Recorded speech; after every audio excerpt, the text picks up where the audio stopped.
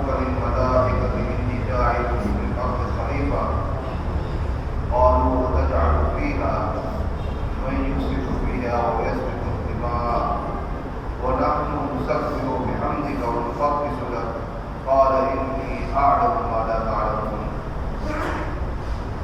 وقال تعالى في مقام آخر شهر رمضان الذي أنزل فيه القرآن صدق الله العظيم. بات کو شروع کرنے سے پہلے ایک مرتبہ سرکار دو عالم جناب رسول اللہ صلی اللہ علیہ وسلم پر اتفاق کریں. اللهم صل على سيدنا مولانا محمد وعلى آل سيدنا مولانا محمد كما تحب وترضى بعدد ما تحب وترضى. بزرگان محترم، رمضان کی آمد بہت قریب ہے. شعبان کا مہینہ اپنے سفر کی آدھی سے زیادہ منزل کو طے کر چکا ہے. بہت جلد رمضان آنے والا ہے. اگر یوں کہا جائے کہ رمضان یہ قرآن مقدس کا مہینہ ہے، رمضان قرآن مقدس کا مہینہ ہے، کیونکہ قرآن مقدس جو نازل کیا گیا وہ رمضان ہی کے اندر نازل کیا گیا. اور دوسرے الفاظ میں اگر یوں کہا جائے کہ جو رمضان المبارک کو فضیلت ملی ہے وہ بھی قرآن کریم کی وجہ سے ہی ملی ہے. ایک اور بات علماء یوں فرماتے ہیں کہ الحمدللہ ثم الحمدللہ، ان قریب ہمارے پاس دو مہمان آنے والے ہیں. ان قریب ہمارے پاس دو مہمان آنے والے ہیں، ایک رمضان مبارک اور ایک قرآن مقدس. حدیث پاک کے اندر آتا ہے یہ دونوں مہمان ایسے ہیں کہ ان دونوں مہمانوں کی اللہ رب العزت کے وہاں بہت قدر ہے اور ان کی سفارش کو قبول کیا جائے گا. ان کی سفارش کو قبول کیا جائے گا. دونوں کو دونوں اللہ تعالیٰ کے ہاں ہماری سفارش کرنے والے ہیں، اور یہ دونوں ایسے سفارشی ہیں کہ ان کی سفارش کو رد نہیں کیا جائے گا. رمضان کے اندر جو روزے رکھتے ہیں وہ یوں کہے گا باری تعالیٰ یہ وہ بندہ ہے کہ نہ اس نے گرمی دیکھی، نہ موسم دیکھا، نہ حالات دیکھے. اس نے رمضان کے اندر روزے کی خاطر، میرے خاطر اپنے آپ کو بھوکا رکھا، اپنے آپ کو پیاسا رکھا. باری تعالیٰ اس کی بخشش کر دی جائے، اللہ تعالیٰ کے یہاں اس کی سفارش قبول ہوگی. قرآن مقدس ایسا سفارشی ہے کہ اس کی سفارش کو رد نہیں کیا جائے گا. اللہ تعالیٰ کے سامنے آ کر سفارش کرے گا باری تعالیٰ یہ وہ بندہ ہے جو رمضان کے اندر بھوکا رہا، پیاسا رہا، پورا دن کا تھکا رہا، لیکن میری محبت کے اندر رات کو تراویح کے اندر آ کر کھڑا رہا اور اس نے میری تلاوت کی یا تلاوت کرنے والوں کو پیچھے کھڑا رہ کر سنا. باری تعالیٰ اس کی سفارش میں کر رہا ہوں، اس کی سفارش کو، اس کو جنت دی جائے، اس کو معاف کر دیا جائے.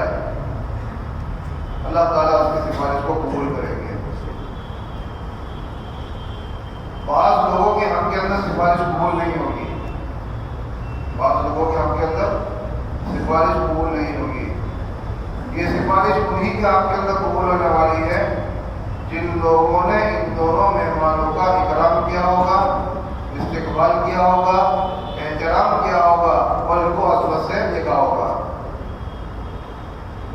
سفارش قبول کر دی جائے گی ان کے حق میں.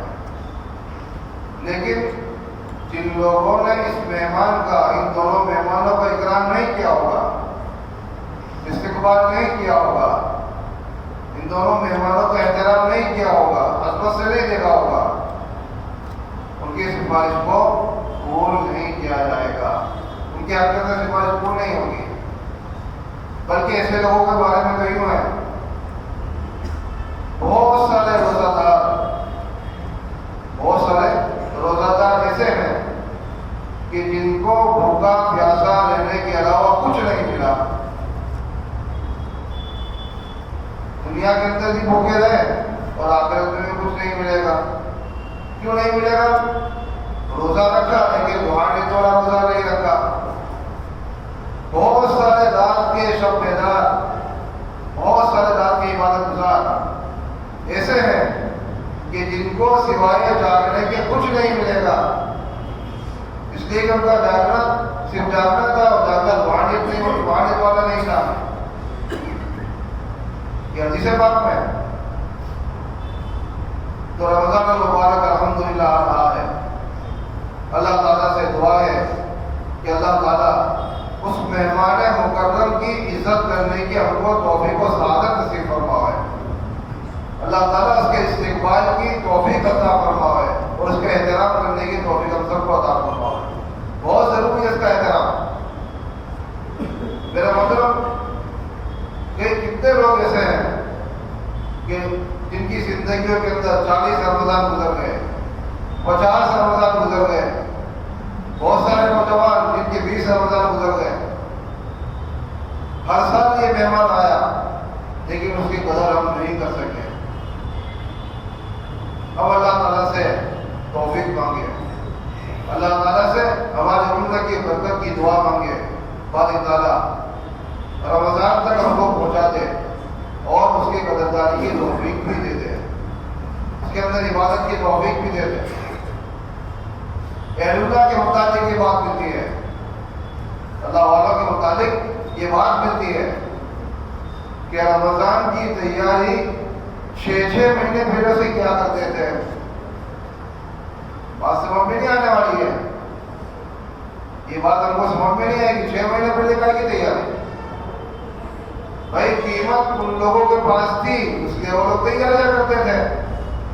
ان لوگوں کے سامنے، ان لوگوں کے دلوں کے اندر اس کی اہمیت تھی تو اس کی تیاری کرتے تھے. ہمارے پاس چیزوں کی اہمیت ہے، ہم چیزوں کو جمع کرنے کی پہلے سے تیاری کرتے ہیں.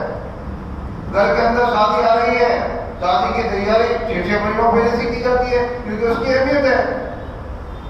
عزت بچانا ضروری ہے. اگر شادی کے اندر کچھ کمی بیشی ہو گئی، خدا نہ خواستہ تو لوگ بے عزت ہم کو کر دیں گے. ہم کو ہماری عزت پیاری ہے، عزت بچانے کے لیے 6 مہینے پہلے سے تیاری شروع کر دیں. عزت کی قیمت ہمارے سامنے ہے. بدنامی سے ہم کرتے ہیں کہ لوگ کیا کہیں گے، باتیں بنائیں گے. قیامت کے دن اللہ کے نبی کیا کہیں گے وہ ہم نے نہیں سوچا ہے. قیامت کے دن میں نامہ اعمال سارے لوگوں کے سامنے کھل جائے گا، اس کا میں نے اور آپ نے نہیں سوچا ہے. جن لوگوں نے سوچا ہے ان لوگوں نے 6 مہینے پہلے سے تیاری شروع کر دی ہے. ان لوگوں کو سمجھ میں آتی ہے بات اور ہم کو بات سمجھ میں نہیں آتی ہے. کوئی بزنس اور کام کا شروع کرنا ہوتا ہے، لوگوں سے مشورے لیتے ہیں. کوئی ڈائریکٹ تھوڑی شروع کر دیتے ہیں کہ لاؤ آئندہ کل میں ایک کاروبار چالو کر دوں، ڈائریکٹ شروع کر دیں. نہیں، پہلے سے تیاریاں ہوتی ہے کیونکہ اس کی قیمت ہے. لوگوں سے مشورے ہوتے ہیں کیونکہ اس کی قیمت ہے، اس کی اہمیت ہمارے دلوں میں ہے. گھاٹا نہ ہو جائے، نقصان نہ ہو جائے. لوگوں سے مشورے اس لیے کرتے ہیں کہ یہ کاروبار ڈائریکٹ شروع کرو اور لوگ ہماری طرف متوجہ ہو جائیں. اس کے مشورے کیے جاتے ہیں، پلاننگ کیے جاتے ہیں، تیاریاں کی جاتی ہے. اسی طرح رمضان ہے، رمضان کے لیے بھی تیاریاں کی جانی چاہیے، اس کے لیے پلاننگ کیے جانے چاہیے، اس کے لیے دعائیں کی جانی چاہیے جس طرح اہل اللہ کیا کرتے تھے. اور یہ جو دعا ملتی ہے نا ہم کو، اللہم بارک لنا فی رجب و شعبان وبلغنا رمضان، اسی کے خلاصے میں ساری تیاریاں وہ لوگ کرتے تھے. یا اللہ رجب اور شعبان کے اندر برکت ڈال دے اور رمضان کے اندر ہم کو آسانیت کو آسانی سے پہنچا دے. کوئی دعائیں مانگنا خالی ویسے ہی نہیں ہوتا ہے. اور ایک دعا کے پیچھے کچھ نہ کچھ مقصد ہے. دین کی ہر ایک چیز کے اندر کچھ نہ کچھ مقصد چھپا ہوا ہے. اللہ مانگا کرتے تھے 6 مہینے پہلے سے تیاری. اور رمضان آ گیا، عبادت کر لی، باقی 6 مہینے بچے، اس کا کیا؟ اپنے کیے اوپر نازم اور شرمندہ. پورا رمضان شروع کرتے تھے الحمدللہ. اللہ والوں کی بات کر رہا ہوں میں. 6 مہینے رمضان کی تیاری میں رمضان گزر گیا تو آئندہ اس کا افسوس. یا اللہ تیرا مہمان میرے پاس آ کر گیا، اس کی جو قدر دانی کرنی چاہیے تھی مجھ سے قدر نہیں ہوئی. یہ حالات تھے ان کے. جب ایسے حالات تھے پھر ان کو جو بشارتیں دی گئی ہیں اس کے مطابق وہ اللہ تعالیٰ ان کو برابر فٹ کر دیتے ہیں. رمضان کیوں دیے گئے؟ روزے کیوں دیے گئے؟ لعلکم تتقون. ایمان والو، یہ روزے تو تم سے پہلے لوگ بھی رکھا کرتے تھے. کوئی تم نوائی کے نہیں ہو کہ تم کو روزے رکھنے پڑے ہیں. آمنوا کتب علیکم الصیام کما کتب علی الذین من قبلکم. تم سے پہلے لوگ کس طرح رکھتے تھے اسی طرح تم پر بھی فرض کیے گئے ہیں. بہت پیارے انداز سے اللہ تعالیٰ نے قرآن مقدس کے اندر بیان کیا ہے. اے ایمان والو، کوئی ڈرا دھمکا کر نہیں، کوئی دھمکی والا اعلان نہیں، کوئی ڈانٹ ڈپٹ نہیں. بہت پیارے انداز سے اے ایمان والو تم کو روزے فرض کیے گئے ہیں جس طرح پہلے لوگوں بھی روزہ رکھا کرتے تھے. اب چلو بھوکے پیاسے رہ رہے ہم، روزہ رکھ لیا. انسان ہے نا، انسان غریب اور لالچی ہے، فائدہ ڈھونڈتا ہے. ہم ہر کام کے اندر فائدہ ڈھونڈتے ہیں. ہر کام کے اندر 2 پہلو ہوتے ہیں، ایک نیگیٹو پہلو، ایک پازیٹیو پہلو. انسان سوچتا ہے کہ اس کے اندر اچھا کیا برا کیا. کوئی بھی کام بغیر فائدے کے، بغیر مقصد کے انسان نہیں کرتا ہے. میں یہ کام کروں گا اس کے اندر فائدہ کتنا ہوگا، نقصان کتنا ہوگا. انسان فائدے کی طرف دوڑتا ہے. انسان حریص ہے، لالچی ہے. اللہ تعالیٰ نے بتا دیا روزہ رکھو گے تو فائدہ ہوگا. روزہ رکھو گے فائدہ ہوگا. اکیلا بھوکا پیاسا رہنا نہیں ہے، فائدہ ہوگا. کیا فائدہ ہوگا؟ لعلکم تتقون. تم پرہیزگار بن جاؤ گے، تم متقی بن جاؤ گے، تم کو تقوی حاصل ہو جائے گا. اور تقوی ساری عبادت کی جڑ ہے. تقوی ساری عبادت کی جڑ ہے. اب تقوی کس کو کہتے ہیں؟ تقوی کے 2 معنی بیان کیے. تقوی کے 2 معنی بیان کیے. ایک ڈرنا اور دوسرا بچنا. تقوی کے معنی ڈرنے کے آتے ہیں، تقوی کے معنی بچنے کے آتے ہیں. انسان جس سے ڈرتا ہے اس سے بچتا ہے. انسان جس سے ڈرتا ہے اس سے بچتا ہے. سانپ سے ڈر لگتا ہے اس سے بچتا ہے کہ اس کے اوپر بھیڑ نہ آ جائے. جھاڑیوں کے اندر چل رہے ہوتے ہیں، جنگل بیابان اور صحراؤں کے اندر چل رہے ہوتے ہیں، اور ایسی زمین کے اندر چل رہے ہوتے ہیں جہاں گھاس پھوس ہوتی ہے، وہاں پر انسان ڈر کے چلتا ہے. کہیں کسی موذی جانور کے اوپر، سانپ اور بچھو کے اوپر میرا پاؤں نہ آ جائے اور یہ پاؤں رکھنے کی بنیاد پر وہ مجھے ڈس نہ لے. اس سے ڈرتا ہے، اس سے بچ کے چلتا ہے. زہر سے انسان کو ڈر لگتا ہے، اس سے بچتا ہے.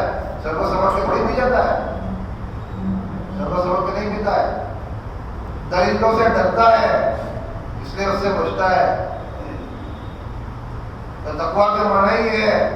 تقویٰ کا معنی ہے ڈرنا اور بچنا. جس انسان کے اندر تقویٰ آ جائے گا وہ اللہ رب العزت سے ڈرے گا اور گناہوں سے بچے گا.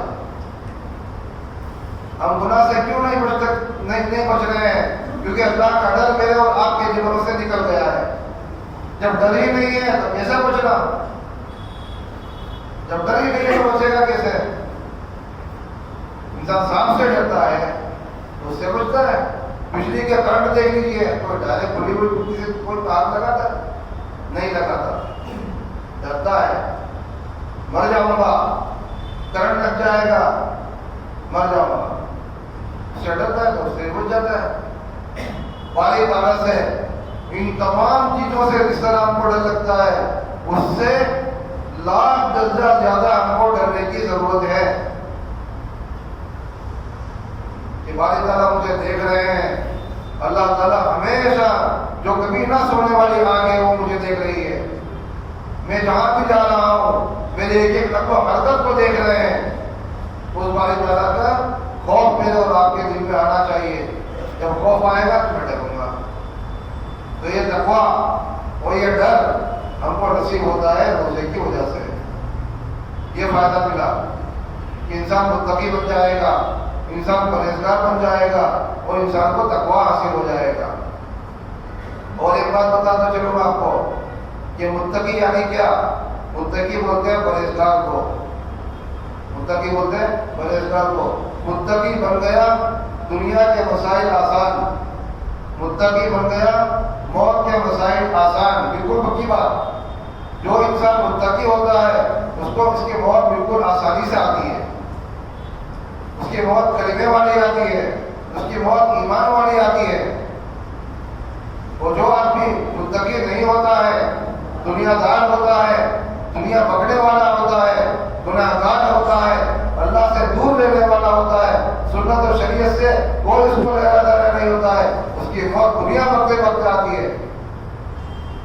نعوذ باللہ. تو متقی کے لیے موت کے لیے آسانی بالکل پکی اور کنفرم ہے. متقی کے لیے اس کی قبر جنت کا باغیچہ بن جائے گی, کنفرم ہے. متقی کے لیے قبر سے اٹھنے کے بعد جو قیامت قائم ہوگی وہاں پر سارے مسائل لوگ پریشان ہوں گے. متقی کے لیے آسانی ہے, کنفرم ہے. متقی کے لیے اللہ کے نبی صلی اللہ علیہ وسلم کی سفارش یہ کنفرم ہے, بالکل پکی بات ہے. متقی کے لیے اللہ کی رضامندی بالکل پکی ہے, اللہ راضی ہو جائیں گے, یہ کنفرم بات ہے. متقی کے لیے جنت بالکل پکی ہے, یہ کنفرم بات ہے. متقی کے لیے جہنم سے چھٹکارا ہے, بالکل پکی ہے, کنفرم بات ہے. یہ حاصل ہوتا ہے روزے سے.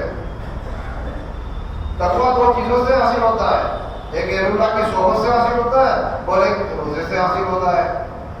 جو انسان صحیح طریقے پر روزہ رکھے گا جسے چاہا جاتا ہے. بھوکا تو انسان رہتا ہے, یہ پیاسا بھی رہتا ہے, اور جائز ملاقات جو بیوی سے ہوتی ہے اس سے بھی رک جاتا ہے. یہ تو رکنا ہی ہے. لیکن روزے سے جو چاہا جاتا ہے, غیبت سے اپنے آپ کو بچانا, بدنگاہی سے اپنے آپ کو بچانا, لوگوں کی برائیوں سے اپنے آپ کو بچانا, گالی گلوچ سے اپنے آپ کو بچانا, گندی فلمیں دیکھنے سے اپنے آپ کو بچانا, گندی تصویریں دیکھنے سے اپنے آپ کو بچانا, یہ سب چیزوں سے بچ گیا تو جو روزہ کہا جاتا ہے وہ روزہ حاصل ہو جائے گا, وہ مقصد لقمہ حاصل ہو جائے گا. اور اگر ان چیزوں سے نہیں بچے سوائے بھوکا پیاسا رہنے کے کوئی حاصل نہیں ہوگا. اللہ ہم تمام کی حفاظت فرماؤ ہے. ان تمام چیزوں سے ہم کو بچنا ہے, خاص کر دو چیزوں سے. اللہ کے نبی صلی اللہ علیہ وسلم فرماتے ہیں روزہ ڈھال ہے. ڈھال کس کو بولتے ہیں؟ اپنے آپ کو بچانے کے لیے کوئی چیز انسان رکھے نا, سامنے سے کوئی پتھر مار رہا ہے, بچانے کے لیے کوئی چیز رکھی, اس کو ڈھال بولتے ہیں. کوئی سامنے سے کسی تکلیف دینے والی چیز پھینکی, انسان نے کسی چیز کو سے روک دیا, وہ ڈھال ہے. انسان جو روزہ کی ڈھال ہے. گناہوں سے جو انسان بچتا ہے, وہ روزہ جو گناہوں سے بچ کر رکھا جاتا ہے وہ روزہ ڈھال بن جائے گا آگ سے, جہنم کی آگ سے ڈھال ہے.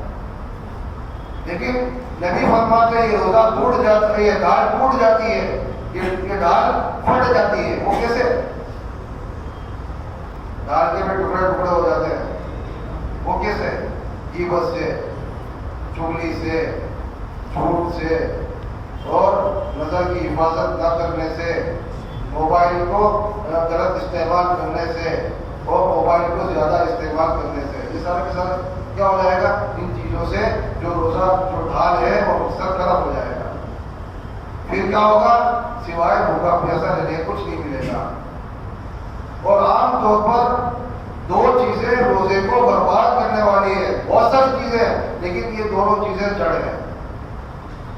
جو جو بنیادی چیزیں بھی ہیں جس سے بچنا ہی بہت ضروری ہے. نمبر 1 غیبت، نمبر 1 غیبت، اور نمبر 2 بدنگاہی. بدنگاہی، بدنگاہی کس کو بولتے ہیں؟ ناجائز اور محرم جو غیر محرم ہوتے ہیں ان کو دیکھنا،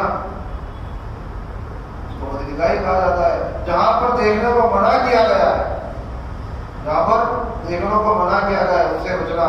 اگر نہیں بچیں گے روزہ ختم ہو جائے گا، روزے کی اصلیت اور روزے کی روحانیت ختم ہو جائے گی. ایک کی بات ہے. تو اس کے لیے کیا کرنا ہے؟ پہلے سے مشق کرنی ہے. پھر رمضان آ رہا ہے، اس کی پہلے سے مشق کرنی ہے، عادت ڈالنی ہے، تیاری کرنی ہے کہ ابھی سے ہی اپنے موبائل کو استعمال کرنا کم کر دیں گے. ایک دم تو چھوٹ نہیں جائے گا کیونکہ ہم سب اس کے عادی ہیں. روزانے کی عادت پڑی ہوئی ہے جس کے بغیر مجھے وہ رات کو چین ہی نہیں پڑتا ہے. رات کو بستر پر جاتے ہیں، دعائیں پڑھنی چاہیے تھی لیکن دعائیں تو ہم سے نہیں پڑھا جاتی. سب سے پہلے موبائل لے کر سوتے ہیں، کچھ نہ کچھ دیکھ دکھا کر سوتے ہیں، اس کے بعد رکھتے ہیں. پھر جو بھی دعائیں وغیرہ پڑھتے ہوں گے اتنے زیادہ تو عادی بن چکے ہیں، تو اتنی لمبی عادت ہم کو چھوڑنے والی نہیں ہے. ایک دم سے کوئی کہے گا کہ بھائی آج اسے موبائل کو چھوڑ دو، صرف کال آئیں گے اس کا جواب دیں گے یا آپ کو ضرورت پڑے کسی کو کال کریں گے، ایسا تو ہوگا نہیں. آہستہ آہستہ عادت ڈالیے. ابھی تو 12-13 دن باقی ہے. آہستہ آہستہ عادت ڈالیے کہ رمضان آئے گا وہاں تک میں اپنے موبائل کا جو عادی بن چکا ہوں یہ اللہ تعالیٰ مجھ کو بالکل چھڑا دے. ایسی کوشش کرے. کام نکالنے کام پہ نکلیں گے لیکن یوٹیوب سے، واٹس ایپ سے، اسی طرح جو بھی لوازمات ہیں موبائل کے کیا کیا ہیں میں نہیں بتانا چاہتا ہوں، ان تمام چیزوں سے ہم کو نجات مل جائے ایسی کوشش کریں. کیونکہ عام طور پر پہلے تو ایسا ہوتا تھا کہ انسان کو بدنگاہی کرنی ہوتی تھی تو کچھ نہ کچھ پاپڑ بیلنے پڑتے تھے. اگر نظریں گندی کرنی ہوتی تھی کچھ نہ کچھ پاپڑ بیلنے پڑتے تھے. اب کوئی پاپڑ بیلنے کی ضرورت نہیں ہے، موبائل کھولو ساری کی ساری بدنگاہی سامنے آ جاتی ہے. کوئی ضرورت نہیں کہیں جانے کی. اور انسان اس دھندے کے اندر لگتا ہے کئی کئی کلاکوں لگ جاتے ہیں، اس کو کوئی اکتاہٹ نہیں ہوتی ہے، کوئی گھنٹہ لگ نہیں آتا ہے، کوئی اس کا سر نہیں چکراتا ہے. گھنٹوں کے گھنٹوں موبائل کے اندر اس کے نکل جاتے ہیں، کوئی اس کو کبھی چکر نہیں آتا ہے. ہاں لمبی تراویح کسی امام صاحب نے پڑھا لی اس کو چکر آنے لگتے ہیں، لمبی نماز پڑھا لی اس کو چکر آنے لگتے ہیں، پیر دکھنے لگتے ہیں، اس کے اندر اکتاہٹ آ جاتی ہے. پھر سفارش کرواتے ہیں کہ مولانا صاحب کو بولو نا امام صاحب کو تھوڑی ہلکی پھلکی نماز پڑھا ہے. ہلکی پھلکی نماز کی نبی نے تاکید کی ہے. اس طرح فضائل امام صاحب کو بتاتے ہیں. یہ عادت ہے ہمارے، لیکن گھنٹوں موبائل میں نکل جاتے ہیں، کبھی اس کو چکر نہیں آتا ہے، کبھی اکتاہٹ نہیں آتی، کبھی اس سے نہیں نکلتا ہے. کتنے افسوس کا مقام ہے اور کتنے رونے کا مقام ہے. اس لیے رمضان سے آنے کے پہلے ہم کو رمضان کی تیاری کی تاکید کی گئی ہے. اس کا استقبال اچھی طرح کیا جائے، اس کا احترام اچھی طرح کیا جائے. اس کی تیاری یہ ہے کہ سب سے پہلے اپنے آپ کو سب سے پہلے گناہوں سے بچانے کا عادی بنائیں اور موبائل کو کم سے کم کر دیں. میں نے بیان شروع کیا شروع میں تو ایک جملہ آپ کو بولا، یہ رمضان قرآن والا مہینہ ہے. یہ رمضان قرآن مقدس والا مہینہ ہے. قرآن مقدس کا ہم جتنا احترام کریں گے اللہ تعالیٰ کو اتنے زیادہ محترم بن جائیں گے. ایک بات ساتھ ساتھ میں آپ کو بتاتا چلوں بہت افسوس کے ساتھ، بہت افسوس کے ساتھ، اس مسجد کے اندر ایک مدرسہ چل رہا ہے، مدرسہ بدل کے نام سے. وہاں پر قرآن مقدس کی تعلیم ہو رہی ہے الحمدللہ، اور بہت اعلیٰ پیمانے پر ہو رہی ہے. جو کارگزاری مجھے سنائی گئی اور جو میں نے دیکھا اس مدرسے کی خصوصیت یہ ہے، یعنی یہ صرف پکی تعلیم دی جا رہی ہے، پختہ تعلیم دی ہے کہ 3 طالب علم ایسے ہیں کہ جنہوں نے شروع سے قرآن مقدس کے حفظ کرنا شروع کیا تھا اور ختم کر لیا الحمدللہ. اس مدرسے کی خصوصیت ہے. اس مدرسے کا شاید 3 یا 4 جلسہ آنے والا ہے. پچھلے 2 جلسوں کے اندر اللہ پاک کی توفیق سے شریک ہوا ہے. شرکت کے اندر جو میں نے دیکھا اچھی تو بہت ساری باتیں تھی. طلبا نے اپنے اپنے شوق سے ذوق سے جو پروگرام پیش کیے، لیکن جو بری بات تھی وہ یہ تھی کہ عوام کا متوجہ نہ ہونا۔ ہماری مسجد کے اندر الحمدللہ کتنے سارے مقتدی آ رہے ہیں، بہت سا مقتدی، اور سنتے بھی ہیں کہ یہاں پر مدرسہ چلتا ہے، اعلان بھی مولانا صاحب کرتے ہیں، امام صاحب اعلان بھی کرتے ہیں، یا مدرسہ چلتا ہے، اس کے اتنے تقاضے ہیں۔ جلسے کے اندر لوگوں کو دیکھا بالکل آٹے میں نمک کی طرح شرکت کرنے کے بعد سب سے پہلا افسوس یہ ہوا کہ کہاں گئے جمعہ والے لوگ؟ ان جمعہ والے لوگوں کو ایک دن کی کیوں توفیق نہیں ہوتی ہے کہ جلسے کے اندر شریک ہو جائے؟ اور ان مہمانان رسول کی جو بچے ہیں، یہ رسول اللہ صلی اللہ علیہ وسلم کے مہمان ہیں، اللہ کے حبیب کے مہمان ہیں، کیوں ان کی حوصلہ افزائی کہ ہمیں توفیق نہیں ہوتی ہے کہ ان کے جلسے کے اندر شریک ہو جائے؟ کیوں ہماری اولاد نہیں؟ اس وجہ سے ہم ان کو ہماری اولاد نہیں سمجھتے ہیں۔ ہر حافظ قرآن اور ہر بچہ ہماری اولاد ہے، ان کو اپنی اولاد سمجھ کر ان کی حوصلہ افزائی کرنے، ان کی حوصلہ افزائی کرنے کے لیے آنا چاہیے۔ وہ یہ افسوس ہوا تھا۔ دوسرا افسوس یہ ہوا تھا، معلوم آپ کو کتنی کہنا نہیں چاہیے لیکن میں کہوں گا ضرور۔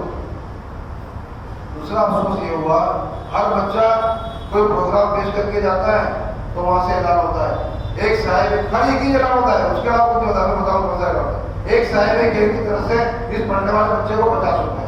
بھائی اس زمانے کے اندر تو 50 روپئے دے رہا ہے، شرم حیا نہیں آتی ہے؟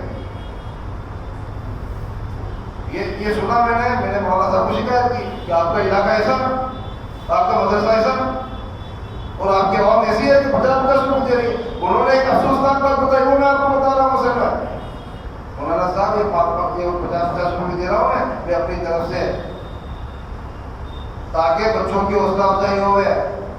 میں 50 کا بنڈل لے کے بیٹھتا ہوں، کوئی دیتا نہیں ہے، یا کوئی بیچارہ کوئی بھی دیتا ہوگا، لیکن کوئی ایسا میں اپنی طرف سے ان کو کہتا ہوں کہ اس کو دو اور اعلان کرو۔ اس لیے قرآن مقدس کی مناسبت سے، قرآن کی محبت کی مناسبت سے جو بات شروع کری تھی، آخر یہاں پر کرتا ہوں کہ یہی قرآن کی مناسبت ان بچوں کے ساتھ ہے۔ ان کی حوصلہ افزائی کرنا میرا اور آپ کا فریضہ بنتا ہے، میرے اور آپ کی ذمہ داری بنتی ہے۔ یہ مہمانان رسول ہے، یہ اللہ کے حبیب کے مہمان ہیں۔ جو حبیب کی، جو اللہ کے حبیب ہے، ان کے مہمانوں سے جو محبت کرے گا وہ اللہ کا محبوب بن جائے گا۔ اس لیے ان لوگوں سے محبت کیجیے، ان لوگوں سے محبت کیجیے، اور محبت کا تقاضا یہ ہے کہ ان کا حوصلہ افزائی کیجیے، اور کچھ نہ دے سکتے ہو کم سے کم ان کے پروگرام کے اندر آپ شریک ہو جائیے۔ تو یہاں کا جلسہ امام صاحب اعلان کریں 25 تاریخ کو ہے، جب یہ تو آپ سے گزارش ہے، بہت زمانہ گزارش ہے، بہت لجاجت سے درخواست ہے، لجاجت سے کہ آپ ان کے پروگرام کے اندر ضرور شریک ہوں، تاکہ ان کو آگے پڑھنے کی اور زیادہ حوصلہ ملے۔ اللہ تعالیٰ